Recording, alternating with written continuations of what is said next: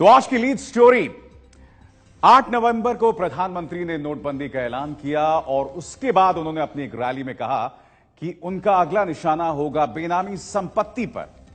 अब इसकी वजह से हुआ क्या है कि कई अफवाहें मार्केट में, बाजार में, सोशल मीडिया के जरिए फैलाई जा रही हैं।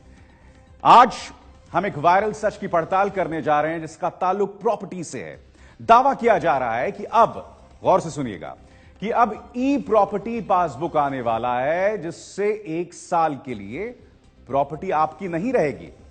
सबूत देंगे तो पासबुक में एंट्री होगी और एंट्री के बाद ही प्रॉपर्टी आपके नाम होगी।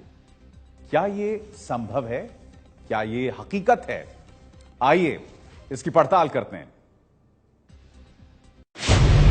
पासबुक तो सुना था, ईपीएफ भी सुना था, ई पेमेंट के बारे में भी सुन रहे हैं, लेकिन ई प्रॉपर्टी पासबुक क्या भला है? 8 नवंबर को काले धन पर सर्जिकल स्ट्राइक करते हुए प्रधानमंत्री मोदी ने 500 और 1000 के नोट बंद कर दिए थे। मोदी यही नहीं रुके। 13 नवंबर को गोवा में प्रधानमंत्री मोदी ने बेनामी संपत्तियों पर सर्जिकल स्ट्राइक का इशारा कर दिया तो सनसनी मच गई। दिल्ली में बड़ा बाबू है, फ्लैट खरीदा गोवा में। इसके नाम, खुद के नाम खरीदते हैं क्या? औरों के नाम से खरीदते कि नहीं खरीदते लोग? हमने कानून बनाया, जो भी बेनामी संपत्ति होगी, दूसरे के नाम की संपत्ति होगी, हम कानूनन अब उस पर हमला बोलने वाले। मोदी के इसी भाषण के बाद सोशल मीडिया पर ईपीपीबी यानी ई प्रॉपर्टी पासबुक नाम की बला चल पड़ी। व्हाट्सएप, फेसबुक, ट्विटर पर ई प्रॉपर्टी पासबुक वाले मैसेज की जबरदस्त चर्चा शुरू हुई। हो सकता है आपके व्हाट्सएप नंबर या सोशल मीडिया अकाउंट को भी किसी न किसी ने टैग किया होगा, आपने भी पढ़ा होगा। ई प्रॉपर्टी पासबुक के वायरल मैसेज पर पहली बार मोदी सरकार ने एबीपी न्यूज पर स्थिति साफ की है। मोदी सरकार ने क्या कहा है ये बताएंगे आपको आगे, लेकिन पहले उस मैसेज को जान लीजिए जिसके वायरल होने के कारण हम एबीपी न्यूज पर आपको आज दिखा रहे हैं ई प्रॉपर्टी पासबुक का सच। पहले तो ये जान लीजिए कि ई प्रॉपर्टी पासबुक का संबंध आपकी जमीन, फ्लैट, घर, दुकान यानी हर प्रॉपर्टी से है। किससे छिपा है कि जमीन का एक टुकड़ा खरीदने या घर बनाने में साधारण आदमी पूरे जीवन में कितने पापड़ बेलता है। जीवन भर की पूंजी से बुकिंग होती है, लोन लेने पर किस्तें जाती हैं और किस्तें भरने में जिंदगी निकल जाती है।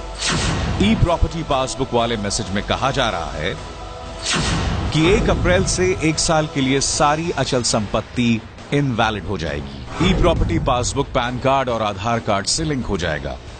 ना प्रॉपर्टी बेच पाएंगे, ना खरीद पाएंगे। सब रजिस्ट्रार के दफ्तर बैठे एक स्पेशल ऑफिसर के सामने सबूत रखना होगा कि फला प्रॉपर्टी आपकी है। वेरिफिकेशन के बाद उस प्रॉपर्टी पासबुक में एंट्री होगी। ई प्रॉपर्टी पासबुक में एंट्री के बाद ही प्रॉपर्टी आपके नाम होगी। 31 मार्च 2018 तक सारी प्रॉपर्टी ई प्रॉपर्टी पासबुक में दर्ज हो जाएगी। जिनको खरीदने, बेचने या गिरवी की इमरजेंसी है उसके लिए स्पेशल काउंटर लगेगा। मैसेज की सबसे खतरनाक बात क्या है, आइए देखते हैं। जिस प्रॉपर्टी की एंट्री ई प्रॉपर्टी पासबुक में नहीं होगी उसको सरकार जब्त कर देगी। वायरल हो रहा मैसेज अगर सच होगा तो आदमी कहीं का नहीं रहेगा। प्रॉपर्टी का सबूत नहीं दे पाए तो सड़क पर आएगा। बरसों पहले सरकारी स्टैंप पेपर खरीदकर जिस प्रॉपर्टी की रजिस्ट्री पिताजी, दादाजी या खुद कराई थी वो किसी काम की नहीं रहेगी। ध्यान से सुनिए और देखिए। एबीपी न्यूज अब आपको जो बताने जा रहा है उससे आपकी आंखें खुल जाएंगी। सरकार से अपनी कानूनी प्रॉपर्टी को बचाने के लिए आपको घर में नींबू मिर्च नहीं लगानी पड़ेगी। आज की रात और आने वाले तमाम रातों को आप चैन की नींद सो पाएंगे, क्योंकि हमारी पड़ताल में वायरल हो रहा मैसेज झूठा साबित होने वाला है। झूठ की बुनियाद पर वायरल ई प्रॉपर्टी मैसेज को लेकर के हमने सरकार से पूछा, प्रॉपर्टी विशेषज्ञों से राय ली, संपत्ति से जुड़े कानून की छानबीन की। हर कोने से ये मैसेज पूरी तरह से झूठा, गुमराह करने वाला और बेबुनियाद साबित हुआ। किसी भी मार्केट, चाहे हम अपने यहाँ की बात कर लें, डेवलप्ड कंट्रीज की बात कर लें, कहीं पे भी ये कॉन्सेप्ट नहीं है। नोटबंदी के लोगों के अपने अपने व्यूज हैं, उसको अगर हम छोड़ दें और हम जहां तक प्रॉपर्टी के ऊपर आ जाएं, तो किसी भी प्रॉपर्टी को इस फॉर्मेट में डालने से पहले गवर्नमेंट को बहुत काम करना है। पहले पूरे के पूरे रिकॉर्ड्स को डिजिटलाइज करना है, आपके रजिस्ट्रार, सब रजिस्ट्रार ऑफिसेज को डिजिटलाइज करना है। एक बार आप वो कर लेंगे, उसके बाद ही आप इस स्टेज पे आएंगे जब आप हर इंसान को कहेंगे कि हाँ भाई, आपके पास अगर 5 प्रॉपर्टी है तो आप 5 प्रॉपर्टी को रजिस्टर करवाएं। देश में शहरी विकास मंत्रालय प्रॉपर्टी से जुड़े मामले देखता है।